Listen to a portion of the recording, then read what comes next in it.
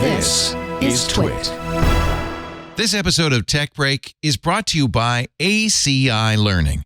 Future-proof your business, retain top talent, upskill your team, and gain essential insights with training for individuals, teams, and leaders.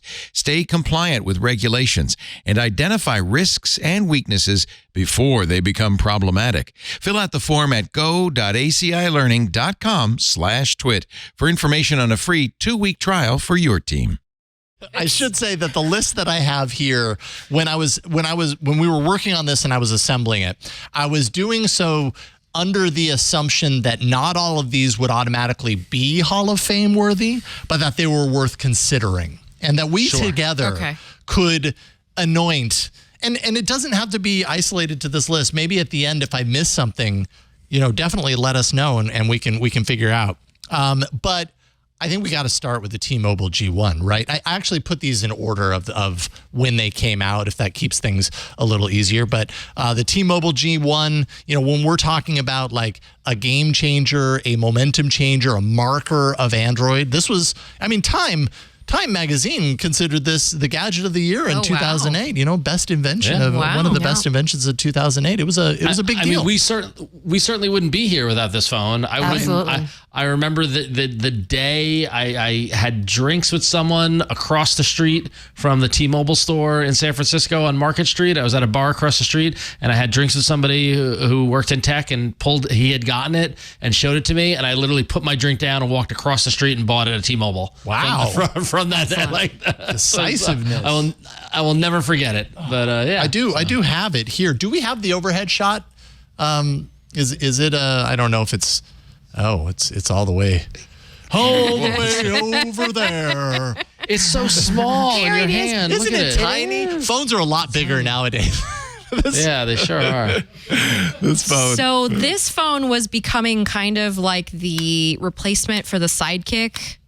Yep. At the time that it was released, I remember some people, they wanted Sidekick it because was a big deal around this time. It was the only other phone that had AOL Instant Messenger. I don't think the iPhone had AOL yet. They did not. They didn't have apps yet, and this one did. Oh, and that's so funny, people were AOL. upgrading to this one because it gave you AIM, AOL Instant Messenger. No, what's so funny is that like literally this past weekend I watched the BlackBerry movie. Yeah, I saw your review. So good. Yeah. And it's very funny because a big part of it is that obviously you see the ascent of BlackBerry, and then the big moment is when the iPhone is released and the product guy who invented the pretty much. There other stuff happens though. It's worth watching it. Yeah. But the product guy who invented the BlackBerry is flipping out, saying that the iPhone isn't going to do well because people love the keyboard, they love the click, they love the physicalness of the keyboard, and it was funny because Android really bridged. And as I was thinking about it, I was reflecting on our life in Android. The G1 and the early Android phones really bridged the gap,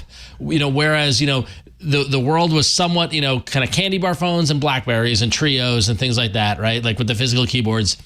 And then the iPhone comes along and was just a huge, neck snapping, whiplash, kind of like drop the physical keyboard, everything's on the screen, which people struggled with. Yeah. Like I remember when the iPhone came out, people were having a hard time with the keyboard, and haptics and stuff like that. And with the G1 and with Android and those early Android phones, they brought people over more gently to the vision of the iPhone, right? Of the keyboardless phone, because you had several years of phones with physical keyboards.